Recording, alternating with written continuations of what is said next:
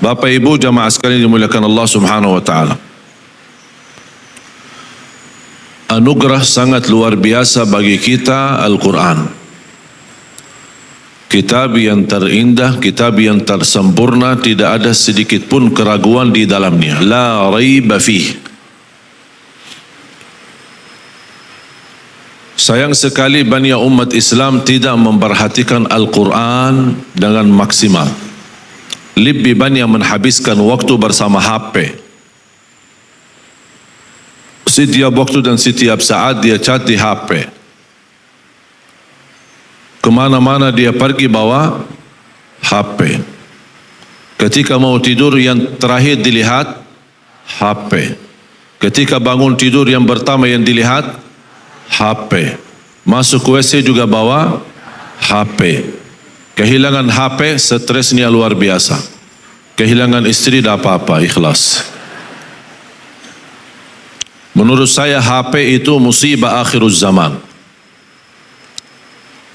Kenapa? Karena terlalu mengganggu aktivitas ibadah kita.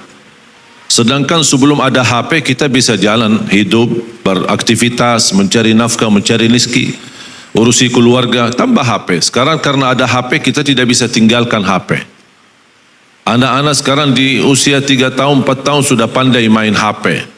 Bahkan orang tuanya kalau anaknya bawel dan dia ingin anaknya diam, langsung diberikan HP.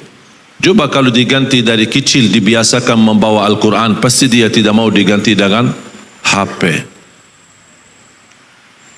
Setiap masjid selalu ada tulisan,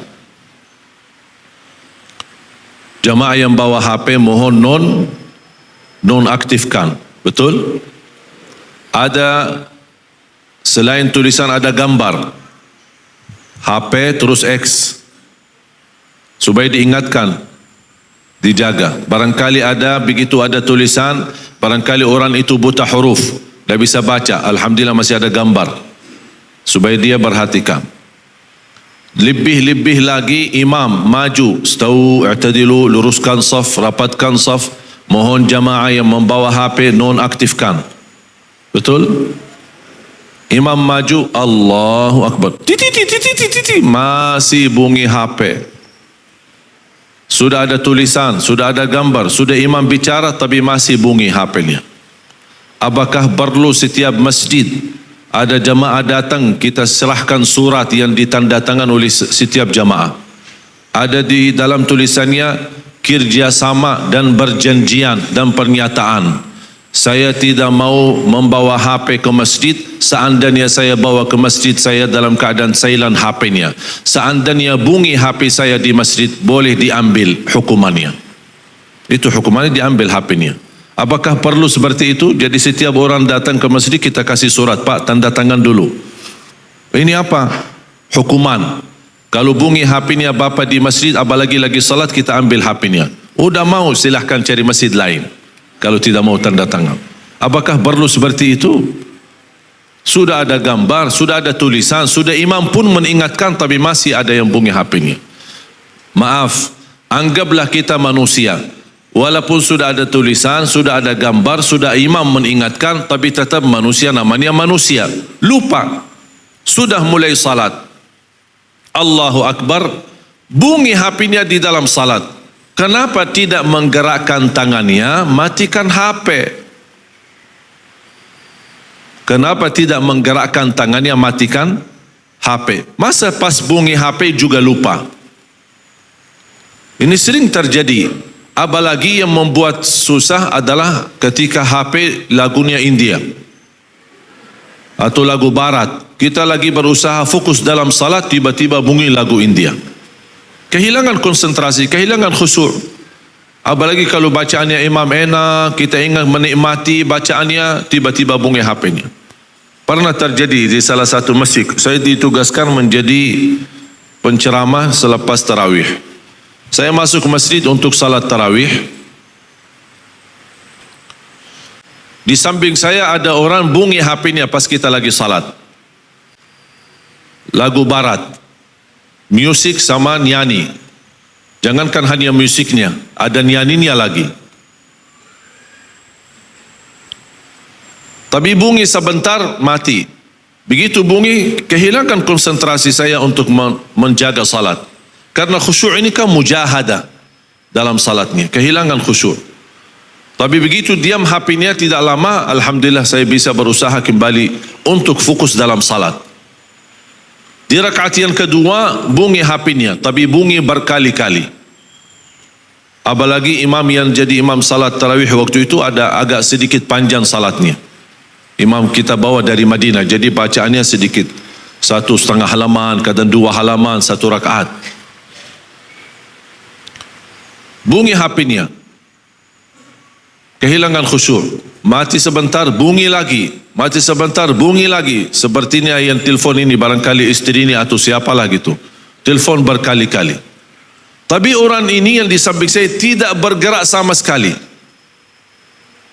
Apa itu namanya khusyuk atau pura-pura khusyuk?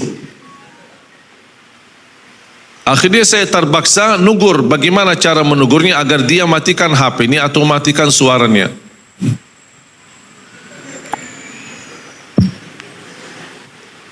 Tapi tetap tidak bergerak.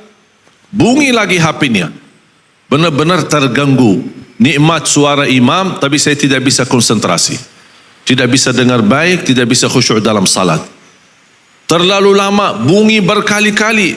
Dan orang yang telefon tidak mengerti keadaan barangkali. Seharusnya orang yang menerima telefon, mungkin lagi salat, mungkin lagi hajat, mungkin lagi apa. Udah 1 kali, 2 kali sudah maksimal. Dah berkali-kali, ding, ding, ding, ding, telefon. Akhirnya, orang ini tidak bergerak, tidak menggerakkan tangan. Maaf, sudah lupa tidak matikan sebelum salat. Tak apa-apa, gerakkan tangannya, matikan, terus lanjut salatnya. Tak, dia diam.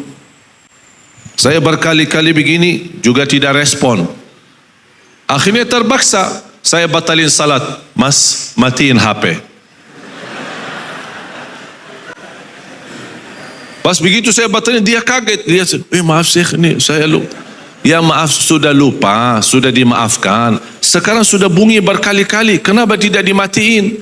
Kata beliau, saya belajar kalau 3 kali gerakan tangan dalam salat itu batal salatnya. Saya bilang, yang bagi tahu kamu seperti itu, kasih tahu mana dosa yang lebih besar. Gerakan tangan 3 kali untuk matikan HP atau mengganggu ratusan orang di masjid. Kalau belajar fikih harus disesuaikan kondisi dan keadaan. Tidak semua fikih bisa diberlakukan di setiap saat dan setiap keadaan. Oh ya. Pas begitu mau lanjut salat, matikan dulu HP-nya, baru lanjut. Jadi sambil salat jamaah sekalian, kita masuk ke masjid untuk melaksanakan salat wajib cuma 10 minit, tidak bisa dimurnikan karena Allah. Benar-benar kita masuk ke masjid, tinggalkan. Saya tidak minta anda simpan HP-nya di luar atau tidak bawa ke masjid. Silahkan bawa, tetapi matikan. Paling tidak di silent suaranya agar kita bisa menikmati salat. Lebih parah-parah lagi orang-orang yang mematikan suaranya, di silent suaranya, tapi dia simpan di karpet atau di lantai. Dan layarnya pun ke atas, bukan ke bawah. Jadi setiap bunyi kan nyala. Dia pas lagi salat nyala, dia begini malam. Astaghfirullahalazim. Dosa apa yang kita lakukan sampai begitu salat kita? Makanya jemaah sekalian, HP ini alat mubah. Tidak pahala, tidak dosa. Tetapi bisa jadi sebab HP ini membawa kita ke surga, bisa juga jadi sebab membawa kita ke neraka. Apapun yang namanya mubah tergantung isinya. Gunanya apa? Gunanya kebaikan, silaturrahim, syiar dakwah, sebarkan kebaikan, sebarkan doa sahih, hadis yang sahih, dapatlah pahalanya, menjadi sedekah jariah bagi kita. Sebaliknya, kalau kita sebarkan keburukan, dosa atau berita huak atau fitnah di mana-mana, itu membahayakan. Tahu enggak dosa jariah? Bapak Ibu pernah enggak dengar dosa jariah? Biasanya tahu apa? Sedekah? Sedekah jariah atau amal jariah. Kok ada dosa jariah? Ada.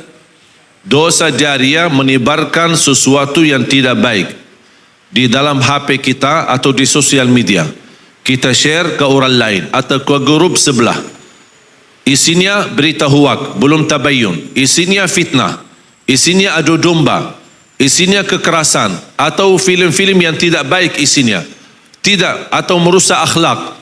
Itu semua ketika kita sebarkan ke grup sebelah akan terbawa dosanya sampai hari kiamat.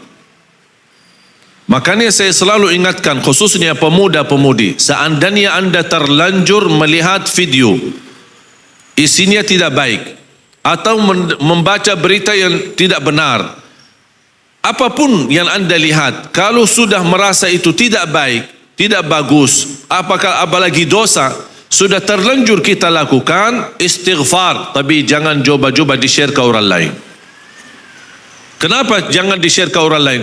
Saya khawatir kalau di-share ke orang lain, nanti orang lain mengirim ke salah satu grup, nanti grup share ke grup sebelahnya, akan terbawa dosanya sampai hari kiamat. Kita wafat, meninggal dunia, tapi disalurkan dosanya sampai hari kiamat.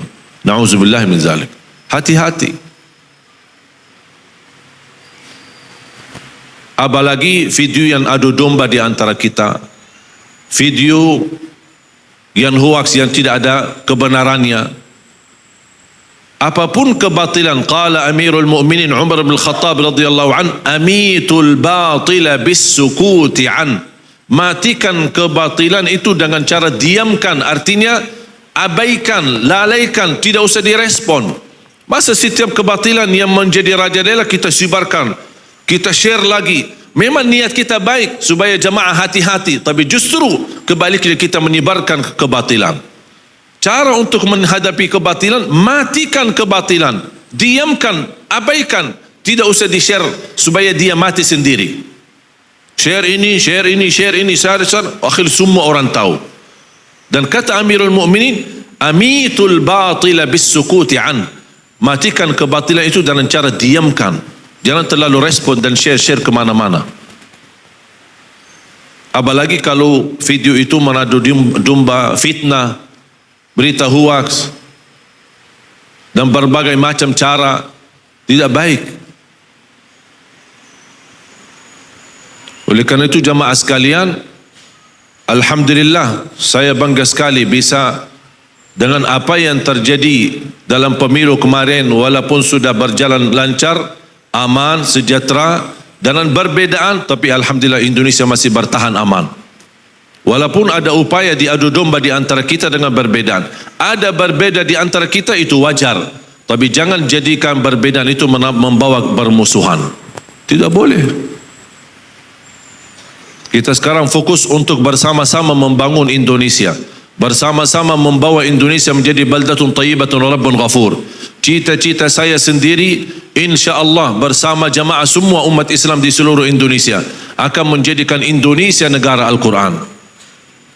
Program kami mencetak 1 juta penghafal Al-Quran untuk Indonesia. Setiap masjid memiliki imam penghafal Al-Quran 30 juz bersanad, bersambung sampai Rasulullah sallallahu alaihi wasallam. Karena program kami 5 tahap. 1, membaca dan memperbaiki huruf. 2, menyempurnakan tajwid. 3, menindahkan suara, walaupun sebelumnya orang lain sakit kepala gara-gara suara kita. Tak apa-apa, ada ilmunya nanti, ada ilmunya, ada latihannya. 4, membaca dan mengulangi hafalan, karena tidak layak untuk hafal tapi lupa. Bagaimana cara bisa hafal tapi bertahan hafalannya? Ada cara. Hafal dan ulang hafalannya di dalam salat maupun di luar salat. Baru tahap yang kelima yang menjadi inti, membaca Al-Quran di dalam salat maupun di luar salat sesuai bacaan Nabi Muhammad sallallahu alaihi wasallam. Rasulullah SAW punya cara yang sangat indah dalam salat maupun di luar salat. Bagaimana cara salat Rasulullah SAW di dalam tahajudnya, bagaimana salat bacaan Rasulullah SAW dalam salat subuhnya, bagaimana cara Rasulullah SAW salat jahriyahnya, bagaimana di dalam salat sir, sebagaimana disebutkan dalam riwayat, bacaan-bacaan ayat sampai disebutkan apa surah, apa surat, apa ayat, apa yang disuka dibaca Rasulullah SAW. Dan di luar salat bagaimana, bahkan bagaimana cara Nabi Muhammad sima', inni uhibbu an asma'ahu min ghairi, sebagaimana kata Rasulullah SAW kepada Abdullah bin Mas'ud, bacakanlah Al-Quran. Qala aqra'u alayka wa alayka unzil, Apakah saya membaca sedangkan Al-Quran diturunkan kepadamu ya Rasulullah?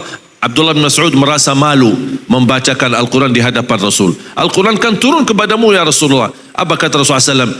Inni uhibbu an asma'ahu min ghairi. Aku lebih senang mendengar bacaan dari orang lain.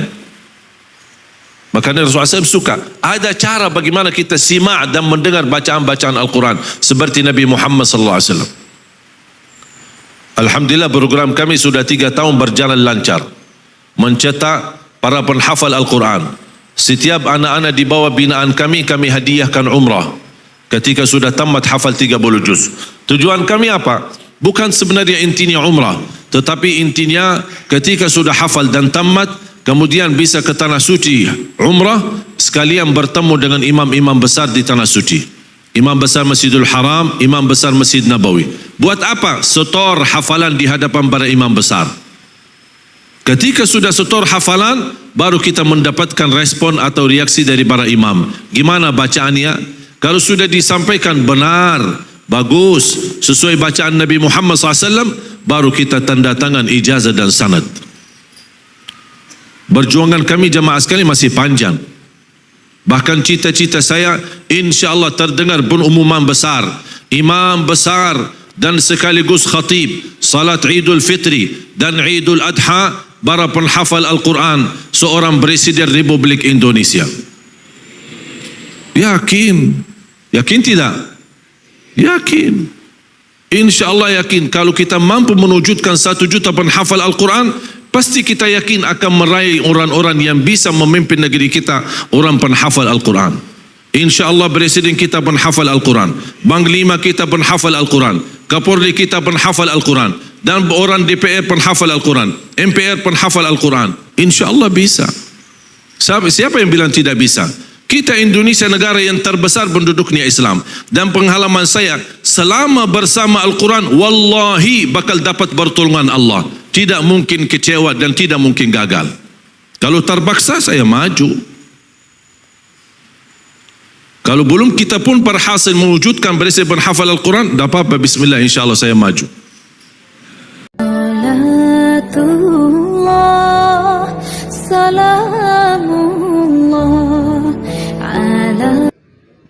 Assalamualaikum warahmatullahi wabarakatuh.